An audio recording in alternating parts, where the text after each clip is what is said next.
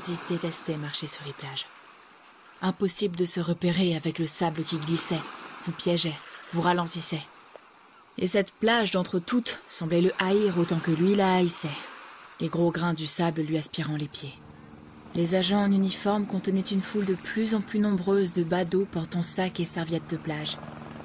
Le bruit de l'hélicoptère survolant les lieux couvrait leurs murmures. Hardy observa un nageur en uniforme qui délimitait la scène de crime en déroulant une bande plastique jusqu'au promontoire. Et là, sur le rivage, se trouvait... La terre sembla quitter son axe de rotation, et Hardy s'accrocha désespérément au vide pour garder l'équilibre. La bande formait les trois côtés d'un carré qui entourait le corps du petit garçon. Il était allongé face contre le sable. Une de ses joues était visible. Il portait un jean, un t-shirt à manches longues et des baskets bleues marquées d'un éclair jaune. Ses cheveux bruns étaient mouillés et emmêlés. Hardy fouilla sa poche à la recherche de ses cachets. Il les avalait sans eau depuis quelque temps déjà, pour se rappeler trop tard qu'il les avait laissés sur la table de nuit de sa chambre d'hôtel. Il inspira et expira profondément, comme on le lui avait appris. Et la crise d'angoisse commença à se dissiper. « Ne me faites pas ça !» murmura-t-il dans un souffle. Il voulait fermer les yeux, s'allonger et s'endormir. Mais sa formation prit le dessus et il parvint malgré tout à mettre un pied devant l'autre. « Allez !» dit-il. Il s'obligea à relever tous les détails de cet insupportable décor. Il regarda la falaise, le liseré d'herbe au sommet, le visage doré et les rochers qui entouraient le corps. Il essaya de deviner la trajectoire de la chute. « Ah, mon Dieu !» dit une voix féminine derrière lui. « Oh non, non, non !»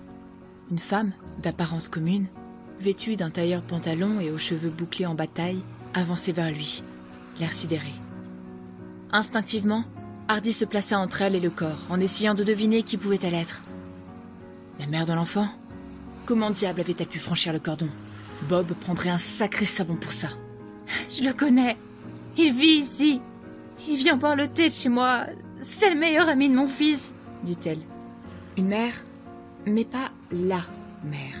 Et elle lui donnait l'identité du garçon. Il devait la calmer pour obtenir d'elle des faits. Hardy ordonna qu'on l'évacue de la plage, mais d'une main tremblante, elle sortit de son sac un insigne de police. Il vit aussitôt son nom et son grade, mais il lui fallut plus de temps pour admettre que cette femme en larmes était de la maison. « Oh mon Dieu, ben c'est tout courant. »« Calmez-vous, lieutenant Miller, » dit Hardy. La voix paniquée l'aidait à retrouver son calme. Plus elle était hystérique, plus il se sentait professionnel. « Non, vous ne comprenez pas. Je connais ce garçon. » « Oh, Seigneur, Danny !»« Fermez-la !» aboya Hardy. « Soyez professionnel. Vous êtes sur une enquête maintenant. »« La fermer ?» Elle semblait dévastée. Il savait qu'il se montrait rustre.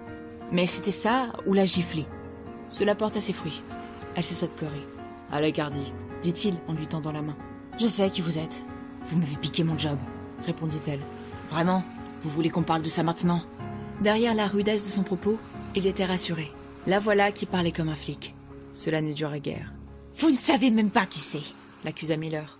Comme si c'était la faute d'Hardy de ne pas avoir grandi dans ce trou paumé. Comme si c'était mal faire son travail que de ne pas appeler tous ses habitants par leur prénom après une semaine de présence. « Dites-le-moi !» cria-t-il par-dessus le remous des vagues. « Danny, Daniel Latimer. » Hardy entendait ce nom pour la première fois et savait que, dans les heures qui suivraient, il deviendrait terriblement célèbre. 11 ans. Il va à l'école avec mon fils Tom. Sa famille vit ici. Son père est plombier. C'est à l'endroit où les gens se suicident. Il n'aurait jamais fait ça. Seigneur, elle lui donnait du fil à retordre. Pas étonnant qu'il ait eu le boulot, mais avec une telle concurrence. Répondez à la question. Non. Il y a d'autres endroits. À environ 5 km à l'ouest. Une autre falaise. Elle était de nouveau sur la défensive. Ce n'était pas ce genre de gamin. Hardy en avait assez entendu et ordonna à Miller de voir où en était la police scientifique. Il y avait quelque chose d'anormal dans la position du corps de l'enfant et il avait besoin d'eux pour photographier ce qu'il observait. À ses pieds se trouvait un mégot de cigarette qu'il fallait prélever. Il était hors de question cette fois-ci qu'il néglige la moindre preuve, même s'il devait personnellement ramasser chaque grain de sable. Tandis que Miller téléphonait, il se demanda si ses liens avec l'enfant feraient-elles un atout ou un handicap. La marée montait.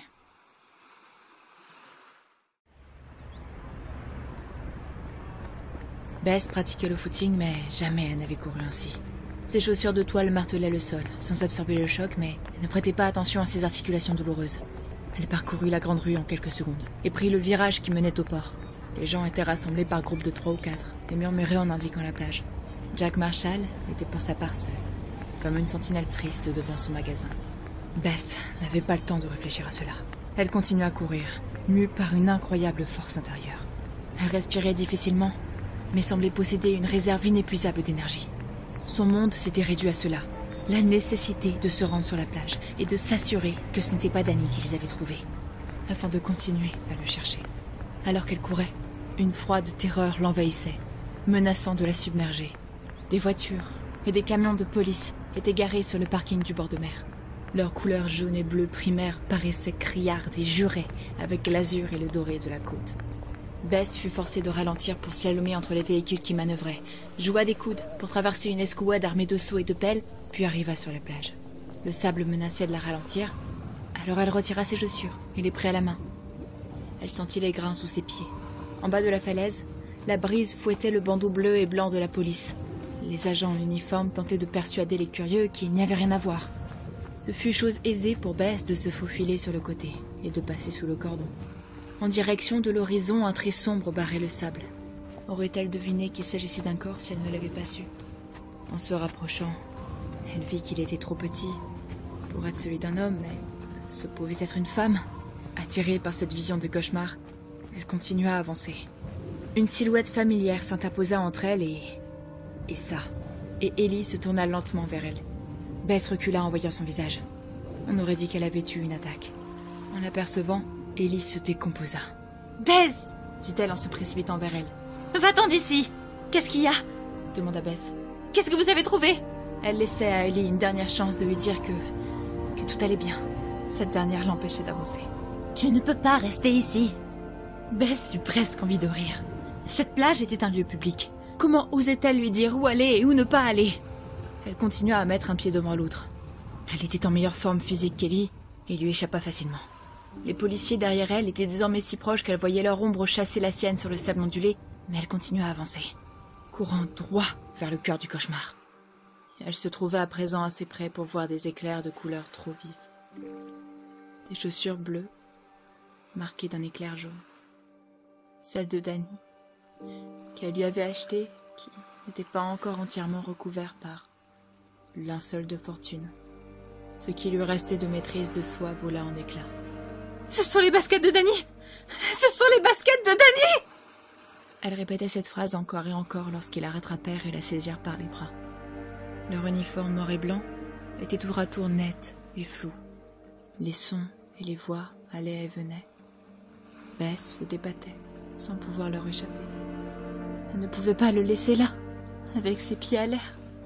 Il avait toujours froid aux pieds quand il dormait. Elle devait le border correctement. Elle se tordit une dernière fois, dans une vaine tentative de se libérer de leur emprise. Ses talons tracèrent des sillons dans le sable alors qu'il la tirait en arrière. Une vague montante de panique engloutit Bess. L'horreur l'inonda, comme une eau sombre remplissant ses poumons. Elle submergea son cœur. Peu lui importait de se noyer. Elle l'accepterait volontiers.